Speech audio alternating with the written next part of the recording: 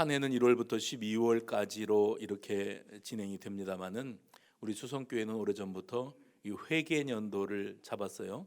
그래서 회계년도를 11월 말로 마무리를 짓고 12월 첫째 주부터 그 다음 해 11월 마지막 주까지를 한 회계년도로 잡습니다. 그러니까 2019년도가 아직 한 달 남았습니다만은 우리 교회 살림을 기준으로 놓고 보면 이제 오늘이 회계년도 마지막 주일이고요.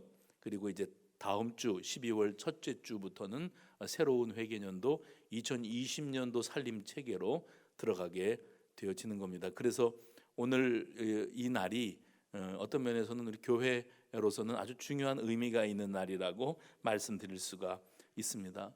오늘 말씀의 제목은 해봅시다. 하나님의 꿈이 나의 비전이 되고. 오늘 이 찬양단이 찬양하면서 예배 전 마지막 찬양을 이 찬양을 하시는 걸 들었습니다. 하나님의 꿈이 나의 비전이 되고, 하나님의 꿈이 나의 비전이 되고, 그 의미가 무엇일까를 깊이 묵상을 해 보았습니다. 이 비전이라고 하는 말을 이렇게 사용을 할 때 일반적으로 우리들은 그 비전을 나의 계획, 나의 이상, 나의 꿈 이렇게 생각을 합니다. 그래서 신방 가서 이 영업점에 신방을 가면 그 올해의 비전 이렇게 크게 걸어 놓으신 거를 봐요. 그러면 올해의 비전은 뭐냐면 목표 초과 달성이에요.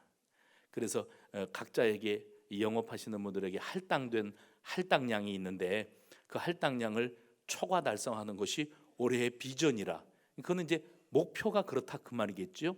나는 꼭 그렇게 되었으면 좋겠다 하는 그런 야심을 말하는 것일 겁니다. 그러나 저와 여러분이 알아야 될 이 비전은 그냥 내 인생의 희망사항, 나의 이상과 꿈 그것을 말하는 것이기 이전에 하나님의 비전 해봅시다. 하나님의 비전. 그러니까 성경이 가르치는 하나님의 비전은 일정한 어떤 사람이나 우리 성도들의 꿈, 이상, 목표 달성 이런 게 아닙니다. 이 비전은 우리가 세우는 게 아니고요. 하나님이 세우시고 하나님 꿈꾸시는 그 하나님의 비전을 우리에게 제시하실 때 가사 그대로 하나님의 비전이 나의 비전이 되고 하나님의 꿈이 나의 비전이 되어지기를 원합니다. 그것이 우리 성도들이 가져야 될 인생의 비전이 되어야 되는 겁니다. 저는 올해 연초부터 계속 그 말씀을 반복했던 기억이 있어요. 하나님의 큰 그림. 하나님의 큰 그림은 우리를 향하신 구원 계획이지요. 그리고 그 하나님의 원대하시고 크신 그림은 예수 그리스도의 십자가 사건으로 말미암아 완성되었고 다시 오실 주님을 바라보며 우리가 하나님의 그 큰 그림을 바라보며 믿음의 길, 경건한 삶의 길을 걸어가고 있는 줄로 믿으시기를 바랍니다. 예를 들어서 하나님의 큰 그림의 시작은 어디서부터였겠는가 하면 물론 태초에 창조 때부터입니다. 그러면 이것이 우리들에게 인간계에 구체적으로 제시된 것은 언제였다고 볼 수 있겠는가 하면 저는 창세기 12장에 나오는 단연 아브라함을 부르시는 그 부르심에서부터 봅니다.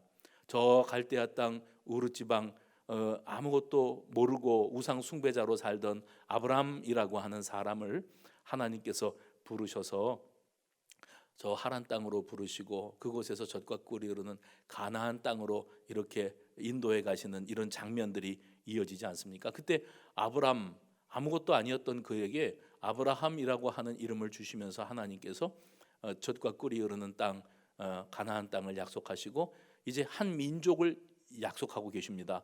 아브라함에게는 직계 후손 한 명 없었는데 하나님은 이미 그의 미래에 그를 통하여 태어나게 될 후손들이 이스라엘 민족을 이루게 될 것에 대하여 미리 바라보게 해주셨고 그 하나님의 계획이 아브라함의 인생의 비전이 되었습니다. 아브라함, 그다음에 이삭, 야곱의 12아들 가운데 요셉이라고 하는 아들이 있죠. 그 요셉의 이야기는 여러분이 이미 잘 알고 계십니다. 하나님께서 일찍이 그 요셉을 형제들에게서 버림받고 죽임당할 만한 위기를 뛰어넘어서 저 애굽 땅으로 팔리오가 종살이하게 되어지는 이 장면으로 시작이 되어지는데 당장에 요셉이 봤을 때는 내가 아버지의 사랑을 독차지하던 아들인데 왜 형들이 나를 이처럼 미워해서 나를 죽이지 못해서 안달이었냐, 그러다가 내가 왜 여기까지 팔려와가지고 그래서 이렇게 종살이를 하고 억울한 누명을 쓰고 왜 이렇게 내 인생은 되는 게 없냐. 아마 요셉이 자기의 인생을 돌아보면서 탄식했을런지 몰라요. 그러나 하나님이 아브라함에게 주셨던 비전, 한 민족을 이루고자 하시는 비전에 있어서 이 요셉이라고 하는 인물의 역할이 굉장히 중요했죠. 여러분 알고 계시죠? 애굽 땅으로 사실은 하나님이 먼저 데려다가 심어 놓으신 겁니다. 그리고 그 땅에서 요셉이 자기 아버지와 형제들을 다 애굽 땅으로 이주시키지요. 그 다음에 그곳에 자리 잡고 살면서 이스라엘 민족 아브라함의 후손들이 거기에서 번성하게 되어지는데, 얼마나 번성을 하게 되어지는지 출애굽 당시에는 60만 명 장정 숫자로 실제 노인들과 여성들과 어린 아이들까지 합치면 60만 명이라는 것은 군인으로서 싸움터에 나갈 수 있는 사람 숫자만 헤아렸던 거거든요. 그러면 60만 명 기준으로 한 3갑절은 되어야 평균 인구가 나온다 계산들을 합니다. 그러면 180만 명에서 200만 명 가까이 되어지는 진짜 민족으로 성장하게 되어진 거지요. 그 다음에 출애굽을 이루게 되어지지 않습니까? 하나님께서 아브라함에게 주셨던 비전은 그를 통하여 한 민족을 이루고 민족의 조상이 되게 하시겠다고 하는, 하늘의 별과 같고 바닷가의 모래 알갱이와 같이 그의 후손들이 번성케 하시겠다고 하는 그런 비전을 주셨어요. 아까 말씀드렸지만 요셉은 그를 통하여 하나님께서 한 민족을 이루게 하시는데 아주 구체적인 매개체 역할을 감당하는 사명을 그에게 주셨고, 그리고 그 이후에 실제로 이스라엘 민족이 출애굽을 이루게 되어집니다. 하나님께서 예수 그리스도에게 보여주셨던 비전은 무엇이었을까? 그것은 그분이 이 땅에 오셔서 공생애를 사시고 그리고 고난당하시고 그리고 십자가에 달려 죽으심으로 말미암아 많은 인류의 죄악을 대신 짊어지심으로 말미암아 구원을 완성케 하시는 일, 예수님에게 주셨던 아버지의 비전이었습니다. 사도들에게 주셨던 비전은 무엇이었는가? 성령을 받고 예루살렘과 또 온 유대와 사마리아와 땅끝까지 이르러 복음의 증인으로 살아가는 일이었습니다. 사도 바울에게 주셨던 비전은 뭡니까? 하나님을 믿고 따르는 백성들을 핍박하는 일, 예수 그리스도를 추종하는 무리들을 핍박하는 일로 자기 사명으로 알고 살았던 그 사울이 다메섹 도상에서 예수님을 만나서 그의 인생이 완전히 바뀌어지게 되어지고, 그로 말미암아 우리 주님은 이방인들에게 복음을 증거하는 사명을 이 바울에게 안겨주고 계시는 겁니다. 가만히 보면 하나님의 인류 구원이라고 하는 크고 원대한 계획이 쫙 펼쳐져 있는데, 저와 여러분은 그 하나님의 구원 계획 속에 아주 작은 점 하나 찍고 가는 인생일 뿐이라는 거죠. 아브라함의 위치도, 또 요셉의 위치도, 야곱과 요셉의 위치도, 또 그 다음에 그 이후에 예수 그리스도와 또 바울과 사도들의 위치도 다 그 잠깐의 자기들의 인생 속에서 감당해야 될 하나님의 그 사명을 감당하고 가는 것인데, 사실 그 모든 일들을 통하여 하나님은 구원의 역사를 완성해 나가고 계셨다는 것을 알 수가 있습니다. 그래서 비전은 내가 꿈꾸는 것, 내가 희망사항 또 야망을 품고 이렇게 되었으면 좋겠다 하는 게 내 비전이 비전이 되어지는 게 아니고요. 하나님이 나를 통하여, 누구를 통하여요? 하나님이 나같이 연약하고 아무짝에도 쓸모없을 것 같아 보이는 나를 통하여 하나님의 큰 그림을 보여주실 때, 너는 이 구원 계획의 크고 놀라운 이 여정 속에서 이 부분을 감당해라 하고 하나님의 비전을 펼쳐 보여주실 때 내 인생의 방향을 거기다 맞추는 거예요. 할렐루야. 하나님의 비전에 내가 나가야 될 인생의 방향을 맞추고 그 방향을 향하여 달려나가는 것이 우리 인생의 비전이 되어야 되는 줄로 믿으시기를 바랍니다. 그런데 하나님께서 세우신 큰 구원 계획을 보여주실 때에만 비전을 제시하시는 게 아니고요, 때로는 그 큰 구원 계획을 이루어 가시는 과정 속에서 특별한 상황들이 있어요. 저와 여러분도 각자가 겪고 있는 상황이 있고, 우리가 지금 살아가고 있는 이 시대에 뭐 이 나라가 어떻게 되고 국제 정세가 어떻게 되고 이 사회가 어떻게 돌아가고 하는 이런 정황들이 우리 가운데 제시되지 않습니까? 이 모든 상황들 속에서 나는 그리스도인으로 어떤 삶을 살아가야 되겠는가, 무엇을 지향점으로 삼고 달려나가야 되겠는가 하는 생각을 가져야 되는 게 당연하다는 겁니다. 그때에 나는 이 땅에 태어났으니 잘 먹고 잘 살다 가야겠다, 성공했다는 소리 듣고 가야 되겠다, 악착같이 한번 열심히 부지런히 살아봐야 되겠다, 나의 비전입니다. 근데 정말 중요한 것은 하나님이 나를 통하여 이루고자 하시는 인류 구원 계획이라는 게 있어요. 우리에게 맡겨주신 사명이 있지 않습니까? 그러면 하나님의 뜻을 알려주시기 위해서 우리 각자에게 하나님이 특별한 때에 특별한 비전을 제시하시는 경우가 있더라는 겁니다. 그 대표적인 예가 오늘 본문 읽었던 사도행전 16장의 내용입니다. 바울은 지금까지 제1차 선교 전도 여행을 은혜 가운데 잘 마무리 지었습니다. 그리고 이제 제2차 전도 여행을 시작을 했고, 이 2차 전도 여행도 어느 정도 무르익어 가고 있고, 하나님께서 그 일들을 지원해 주시고 격려하시는 것을 스스로 느끼고 있었어요. 뭘 보면 알 수 있는가 하면 오늘 사도행전 16장 6절부터 본문을 읽었는데 바로 앞에 부분 보시면 사도행전 16장 5절입니다. 거기 이렇게 기록이 되어 있어요. 이에 여러 교회가 믿음이 더 어떻게 되고요? 굳건해지고 수가 날마다 늘어가니라. 믿음이 굳건해지고 교회들이, 그리고 성도의 수가 늘어난다. 부흥입니다. 뭐 수적인 부흥도 부흥이고 또 영적인 믿음의 부흥도 부흥이니까, 그래서 모든 것이 긍정적인 방향으로 나아가고 있다. 이것은 하나님이 기뻐하시는 일이다. 그러니 이제 내가 이 사역의 범주를 지금보다 더 확장해야 되겠다. 이게 바울이 가지고 개인이 품고 있던 비전이었습니다. 그래서 이 사역의 범주를 확장하기 위해서 바울이 어떤 생각을 갖는가 하면 눈을 아시아 쪽으로 돌리는 거예요. 지금 이 선교사의 발걸음이 닿아야 될 곳이 어디겠는가 했을 때 그는 어느 일정한 방향을 딱 잡습니다. 그리고 내가 이 일을 추진해야 되겠다 하고 마음을 먹었어요. 그런데 이상하게도 이 여러 가지 정황들이 지금까지는 하나님이 숫자도 부흥되게 하시고 여러 가지 교회들도 세우고 잘 풀리게 해주셨는데, 내가 아시아 쪽으로 선교의 방향을 잡고 그 일을 계획하고 추진해 나가는 데 있어서 자꾸 뭔가 제동이 걸립니다. 일이 잘 되었었는데, 이제까지 아무 문제 없었는데 자꾸 뭔가 일이 틀어지고 회방이 되고 걸림돌이 생기고, 그래서 어려움을 겪게 되어지는 겁니다. 사실 성경은 이때 당시에 바울이 어떤 일로 말미암아 사역의 제동이 걸렸었는지에 대해서는 구체적으로 말해주지 않습니다. 다만 바울 자신이 지금 자기가 겪고 있는 일들을 통해서, 일을 겪으면서 성령께서 막고 계신다, 길을 막고 계신다 한다는 판단을 하고 있었던 것은 틀림이 없습니다.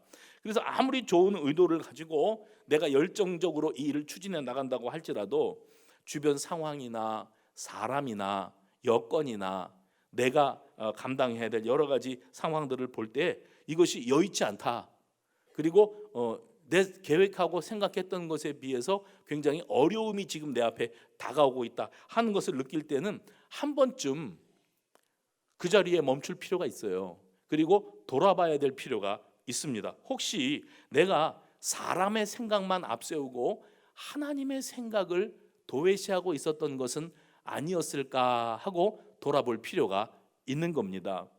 하나님은 무엇을 기뻐하실까? 여러분, 베드로도 주님의 가시는 십자가 고난의 길, 죽음의 길을 회방했던, 가로막았던 적이 있습니다. 주님이 그런 일을 겪으시는 것을 저희가 어떻게 눈뜨고 보고 있을 수 있습니까? 절대로 그런 일은 있을 수 없습니다. 그때 예수님께서 그 아끼는 제자를 향하여 사탄아 내 뒤로 물러가라 이렇게 명하시죠. 그리고 하시는 말씀이 뭐냐면 너는 사람의 일만 생각하고, 누구의 일이요? 사람의 일만 생각하고 하나님의 일은 생각하지 아니하는도다 그랬어요. 내 딴에는 한다고 하는 거예요. 이게 교회에 유익이 되고 하나님 복음을 증거하는 일에 보탬이 되리라고 하고 내 열심을 가지고 내게 주신 재능 은사를 따라서 부지런히 계획하고 추진하고 이제 준비를 완벽하게 갖췄는데 안 되는 거예요. 자꾸 일이 제동이 걸리고 뭔가 삐그덕거리는 거예요. 그때 마음에 바울이 느꼈다는 겁니다. 이거는 성령께서 막으시고 계시네. 우리 주님께서 기뻐하지 않으시는 일이네. 내가 볼 때에는 하나님이 기뻐하실 줄 알았는데 하나님이 기뻐하시지 않아. 그게 자기의 마음 가운데 딱 깨달아졌을 때 그는 자신이 하고 있는 일을 다시 한번 되돌아보게 되어집니다. 우리가 인생을 살아가면서 관행처럼 해오던 일이 있고요.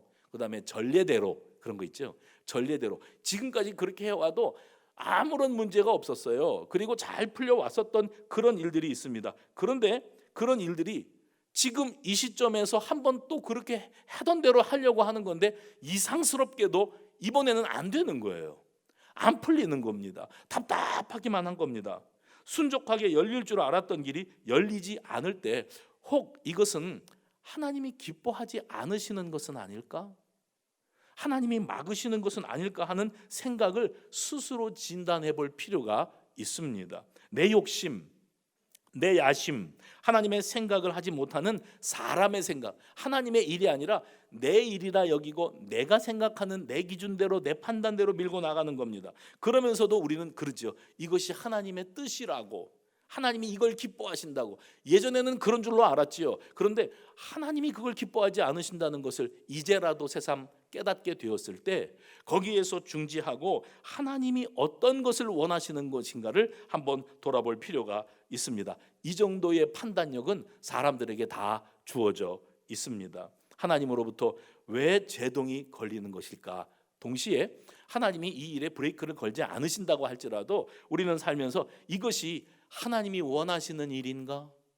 하나님이 기뻐하지 않는 일은 아닐까 하는 생각을 해볼 필요가 있습니다. 더 나은 길, 더 새로운 길, 하나님이 기뻐하시는 길이 있다면 새로운 길로 인도함을 받을 수도 있기 때문입니다. 결국은 너무 성급한 결정을 내리거나 속단하거나 그리고 먼저 서두르지 말고 항상 기도 먼저. 뭐 먼저요?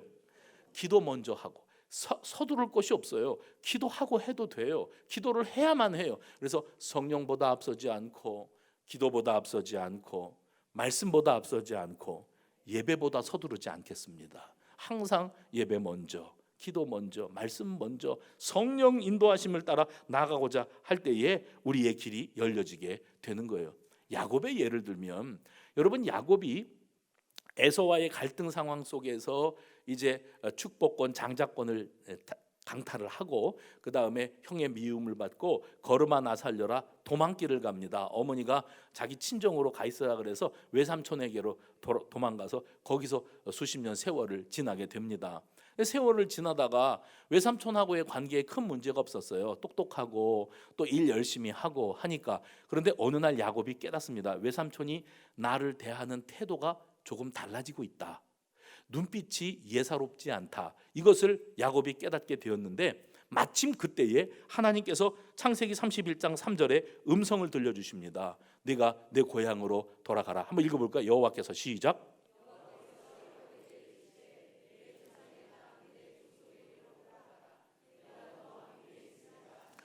돌아가라고 말씀하세요. 근데 그가 왜 그 고향에서 도망와야만 했는지 절대로 잊으면 안 됩니다.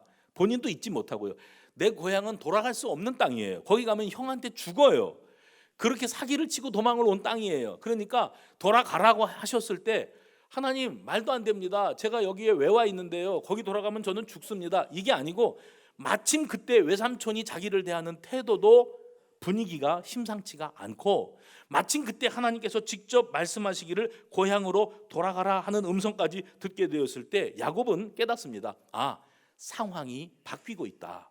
그리고 하나님께서 지금 나를 다시 본향으로 베델 땅으로 돌아가게 하기를 원하고 계신다 해서 인생의 방향을 새로 잡게 되어지는 겁니다. 사람이 길이 막혔을 때 어쩔 수 없는 선택을 해서 그래서 방향 전환을 하는 것은 할 수밖에 없었던 일이라고 스스로는 생각할런지 몰라도 사실은 시간이 흐르고 나면은요 그때는 이래도 안 되고 저래도 안 돼서 그래서 그랬지 했었는지 몰라도 이래도 안 되고 저래도 안 되게끔 하셨던 하나님은 그가 그냥 내버려 두면 거기에 그냥 현실 안주할 수밖에 없는 인생이라는 걸 아시기에 이렇게 막으시고 저렇게 막으시고 제동을 걸으시면서 한쪽으로 몰아가시는데 이를 겪고 난 다음에 시간이 흘러 돌아보니까 아, 여기에도 하나님의 인도하심이 있었구나. 그리고 그 하나님의 인도하심은 하나님의 비전에 맞춰져 있는 계획대로 이끌어 가시는 모습이로구나, 이것을 깨닫게 되어지는 겁니다. 오늘 우리도 마찬가지지요. 우리도 눈앞에 있는 것밖에 안 보입니다. 그래서 왜 안 풀려? 왜 이렇게 막혀? 선택의 여지가 없이 몰아가셔요. 그때에 왜 이렇게 되어지는지 우리는 모릅니다. 세월이 흐르고 난 다음에 보니까 그게 그럴 만한 사연이 있었던 거예요. 그리고 하나님이 나를 더 잘 되게 하시고 복 주시고 살리시고 강건케 하시고 회복시키시기 위해서 그렇게 막으시고 제동 거시고 하면서 하나님의 큰 계획을 이루어가는 그 일정 가운데 작은 한 부분이었다는 것을 우리가 깨닫게 되더라는 겁니다. 그래서 우리 모두가 하나님의 비전에 눈이 열리는 게 중요해요. 사도 바울도 그렇습니다. 오늘 본문에 보면 그는 비두니아라고 하는 지방 아시아 쪽으로 가려고 이미 계획을 다 세워놓았습니다. 그리고 애쓰고 있었다, 그렇게 표현을 하고요. 그 다음에 오늘 본문의 6절과 7절 말씀해 보시면 성령이 아시아에서 말씀을 전하지 못하게 하시거늘, 또 7절에 보면 예수의 영이 허락하지 아니하시는지라. 무슨 말입니까? 바울은 나름대로 이제 아시아 쪽으로 선교의 방향을 잡고 자기가 잡은 거예요. 자기 비전입니다.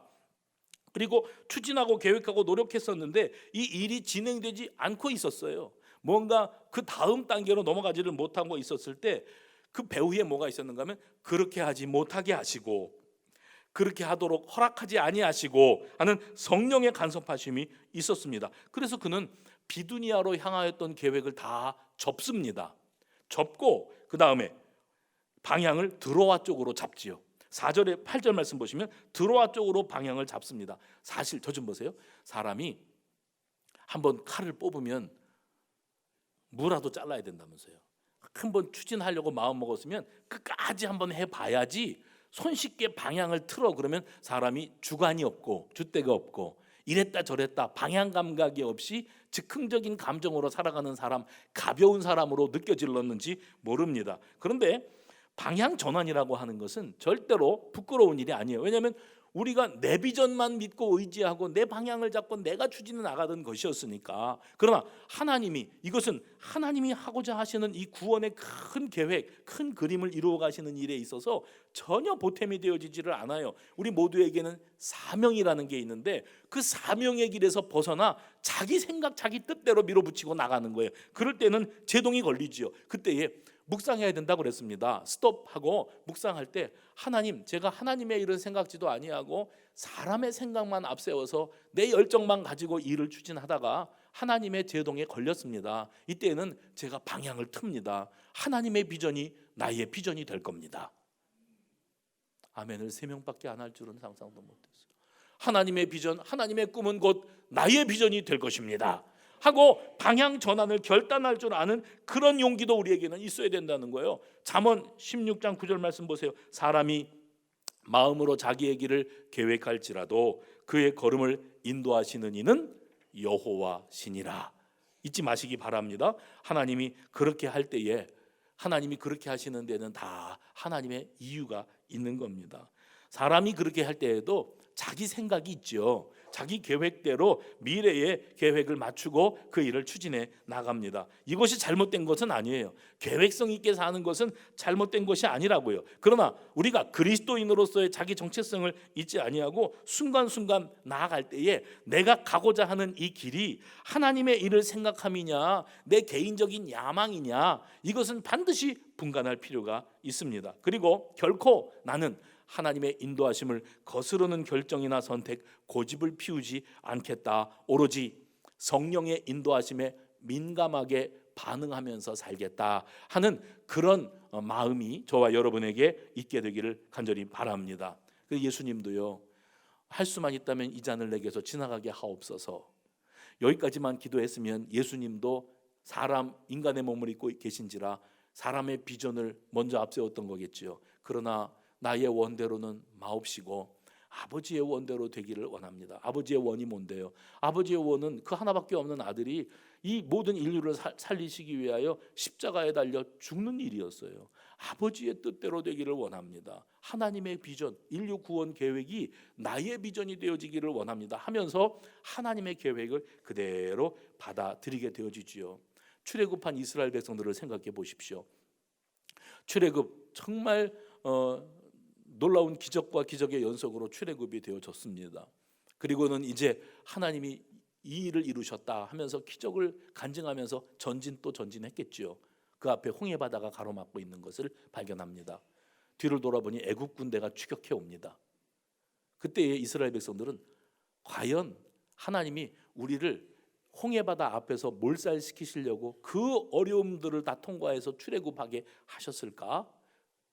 이것을 생각해 봤어야 해요. 그런데 이스라엘 백성들은 이게 지금 뭔가 잘못됐다, 하나님이 이럴 뿐이 아니다, 우리를 여기에서 이렇게 죽이실 뿐이 아니야, 그렇다면 어디서 잘못됐지? 모세가 문제다. 모세, 네가 나가자고 했지, 우리는 괜찮다고 했지, 그런데 자꾸 나가자고 했지, 그래서 우리가 유월절 과정을 통하여서 하나님의 역사하신다고 그러고 길 열어주신다 그러면서 개나리보찜 짜질머지고 그 애굽 땅 400년 역사를 뒤로 하고 출애굽을 한 거란 말이죠. 그런데 여기 와서 이제 다 죽게 생겼어요. 바다로 뛰어들 겁니까? 아니면 애국 군대의 칼과 창에 맞아 죽을 겁니까? 이제는 끝장이 났다고 여기니까 원망입니다. 하나님의 큰 계획은 뭐죠? 이스라엘 민족을 이루시겠다고 하셨던 아브라함과의 언약이고, 그리고 애굽 땅에다 데려놓고 실제로 그 애굽 땅 모판에서 이스라엘 민족이 엄청난 숫자로 불어나는 일이고, 기어이 하나님이 약속하셨던 대로 젖과 꿀이 흐르는 땅으로 데려다 놓으시겠다는 거예요. 하나님의 구원의 큰 계획입니다. 그런데 이스라엘 백성들은 이제 출애굽해가지고 홍해바다 앞에 있다고 하는 이 현실만 바라보면서 원망이 쏟아져 나오는 거예요. 결국은 어떻게 됐죠? 그들이 거기서 죽었나요? 홍해바다 건너고요. 그리고 하나님 의심하고 원망했던 40일 정탐 기간에 그 하루를 1년으로 계산해서 40년 돌았지요. 광야 세월을 돌았지만 결국은 어떻게 됐어요? 들어갔습니다. 하나님의 계획, 하나님의 비전대로 된 줄로 믿으시면 아멘하시기 바랍니다. 그러나 자기들이 이제 후손들이 애굽 땅에서 출애굽한 다음에 자기 후손들이 한 세대는 광야에서 가고 후손 세대가 요단강을 건너서 가나안 땅의 주인이 되는 이런 역사들을 하나님은 다 보고 계시고 계획하고 계시는데, 그게 하나님의 비전인데 그걸 못 보니까 수시로 마실 물이 없다고 원망, 먹을 것이 고기가 먹고 싶다고 원망, 뭐가 어떻다고 원망만 부지런히 하고 살았어요. 하나님의 꿈이 나의 비전이 되지 못하는 사람은 내 인생에 감사가 없어요. 다 원망이고 불평이고 짜증인 거지요. 그러나 부디 우리가 영적인 눈이 열려지게 되시기를 간절히 소망합니다. 그래서 하나님이 내 인생을 통하여 세우시는 비전, 그 꿈이 있고 하나님이 온 인류를 다 구원하시기 위한 하나님의 원대한 계획이 지금도 현재 진행형이라고 하는 사실을 한시도 잊지 않게 되어지시기를 간절히 바랍니다. 우리는 어쩌면 지금 이 순간 내 인생을 가로막고 있는 홍해바다 앞에서 망연자실하고 있는지도 모릅니다. 이건 하나님의 뜻이 아닐 거야, 뭔가 대단히 잘못된 걸 거야, 이걸 부정하고 싶어 하는 거예요. 그러나 우리 하나님은 이미 그 홍해바다 가운데에 그들이 건널 수 있는 길을 예비하고 계셨어요. 하나님의 비전을 보는 사람은 그 홍해바다 안에 준비되어 있는 하나님의 길이 보이게 되어지고, 현실에 몰입하고 현실 때문에 허덕이고 살아가는 우리들을 하나님이 왜 막으시고 또 왜 몰아가시고 그리고 왜 그 길을 건너가게 하시는지를 다 깨닫게 되어질 때, 그제서야 비로소 하나님의 원대하신 꿈에, 그 비전에 눈이 열려지는 역사가 나타나게 된 줄로 믿으시기 바랍니다. 비전, 하나님의 비전, 하나님이 계획하시는 큰 그림이 내 눈에 들어오지 않으니까 방향 전환이 이루어지지 않는 거예요. 하던 대로 하고 사는 거예요. 과감하게 방향 전환을 하고 내 열정을 주님의 비전에 맞추어야 될 우리 모두가 여전히 하던 대로 하고 살면서 날마다 감사는 없고 원망과 불평만 가득한 삶을 사는 거예요. 하나님의 뜻이 이건 아닐 거야, 뭐가 잘못됐을 거야. 바울이 아시아로 가려고 하던 길이 막히고 성령께서 막으시고 예수의 영이 허락지 아니하시는 것을 깨달았을 때, 그러실 리가 없는데 지금까지 잘 도와주셨고 그리고 내가 선교 사역을 감당하면서 잘 부흥의 열매도 있었는데 왜 이제 와서 이걸 막으시는 거지? 하나님의 뜻이 아닌가 하면서 의심하거나 할 만했지요, 자기 고집을 관철시키려면. 그러나 그는 그 환상 가운데에서 하나님의 뜻이 어디에 계시는 것을 깨닫습니다. 그러면 내가 완벽하게 세워놨던 계획도 다 접고 하나님의 뜻 앞에 무릎을 꿇는 겁니다.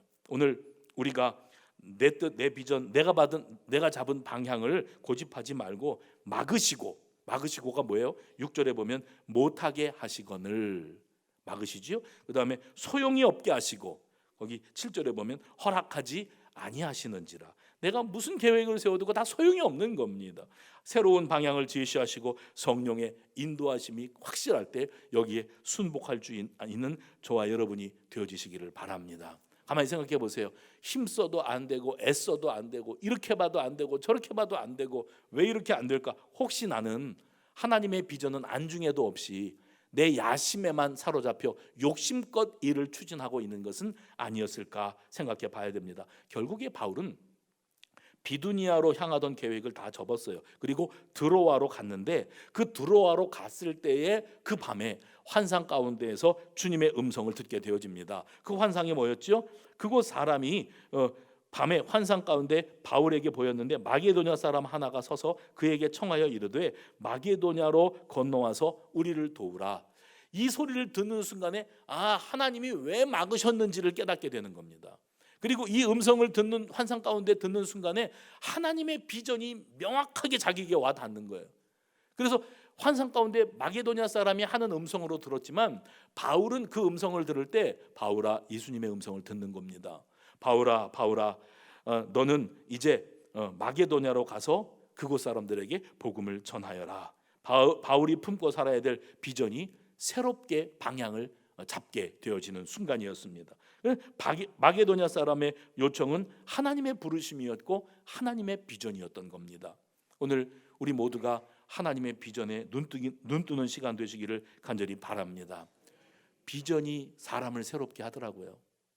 비전이 없는 사회입니다. 어른들도부터 시작해서 눈이 다 풀렸잖아요. 우리가 야심이 있습니까? 계획이 있습니까? 그냥 되는 대로 살잖아요. 그 모습을 보고 크는 우리 청년 세대, 청소년 세대들이 그 아이들에게 물어보세요. 너는 꿈이 뭐냐? 너는 비전이 있냐? 우리 기준으로 너의 비전은 뭐냐? 하고 물어보세요. 그 아이들 가운데 하나님의 비전이 내 비전입니다 하면 더 이상 할 말이 없어 걔한테는. 그런데 보통 아이들은 80%는 이렇게 얘기합니다. 꿈이요? 비전이요? 난 그런 거 모르는데요. 그런 거 없어요. 아이들은 그런 특별한 야심이 없습니다. 그런데 중요한 거 이거 아십니까?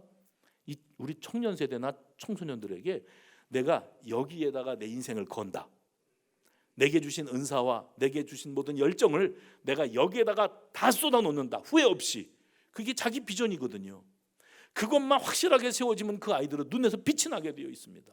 바라기는 우리의 자녀들이 하나님의 꿈, 하나님의 비전에 눈이 열려져서 자기가 주님과 주님의 나라와 복음을 위하여 인생을, 이 젊음을 어떻게 불살라야 될지가 확실하게 세워져서 그 일에 매진할 수 있는 우리 청춘들이 되어지기를 간절히 소망합니다.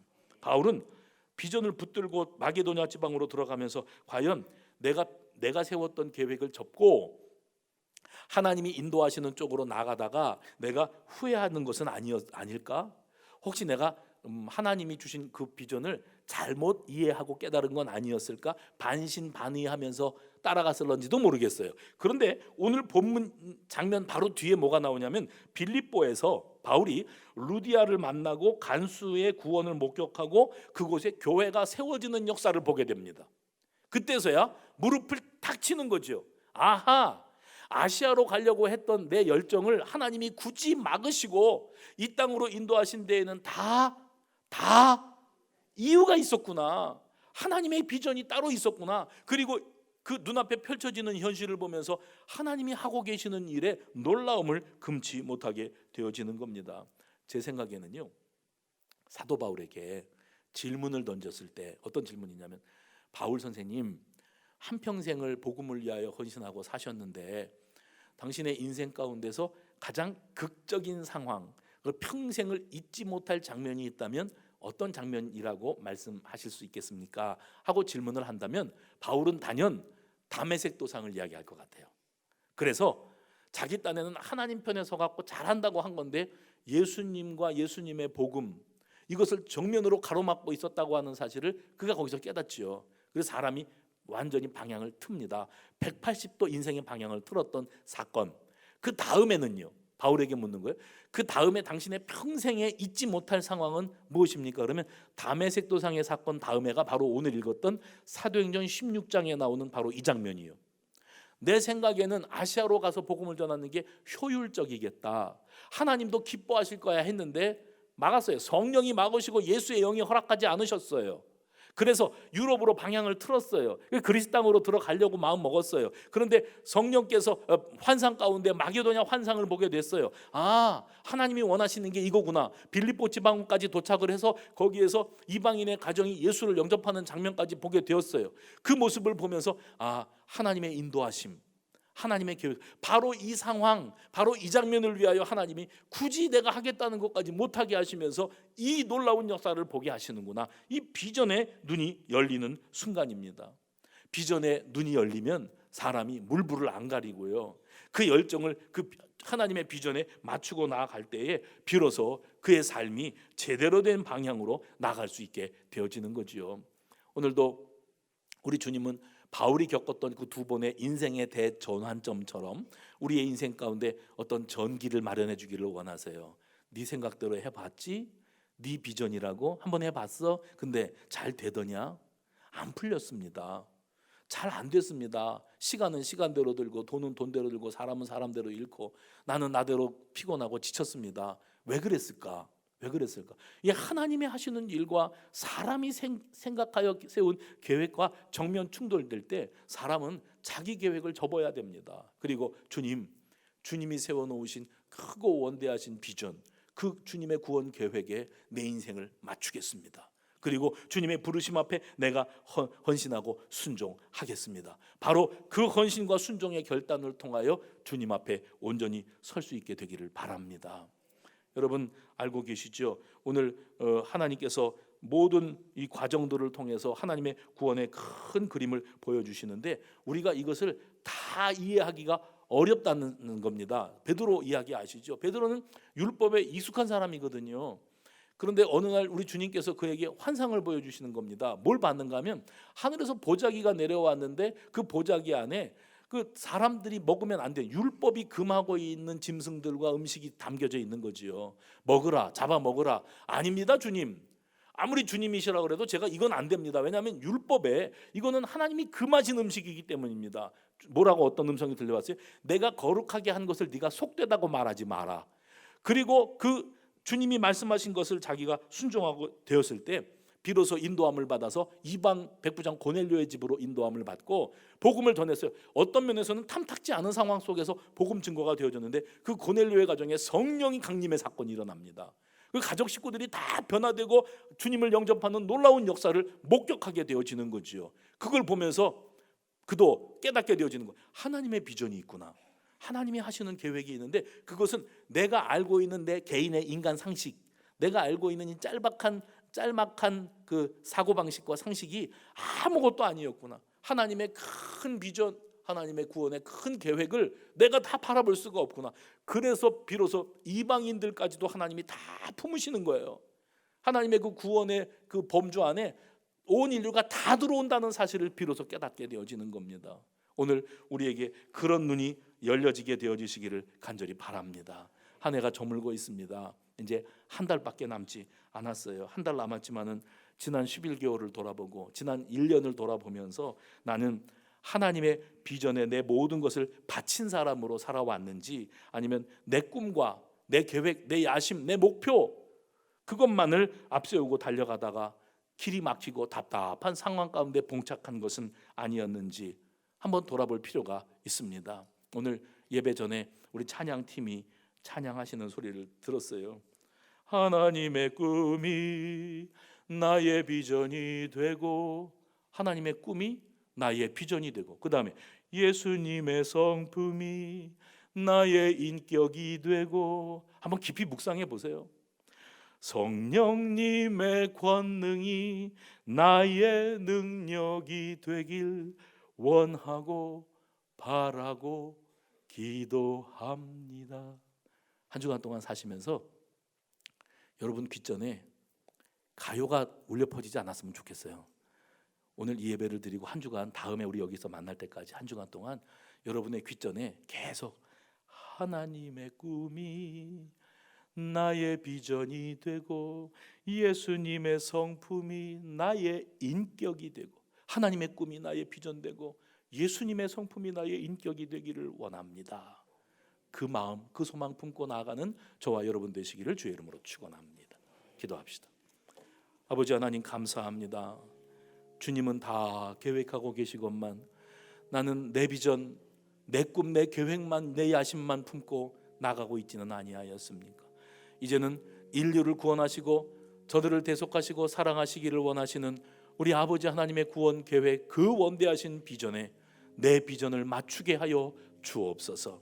그래 우리 온 성도들이 하나님 비전을 따라 열정을 다하여 헌신하며 살아갈 수 있도록 인도하여 주시옵소서. 예수님의 이름으로 기도하옵나이다. 아멘.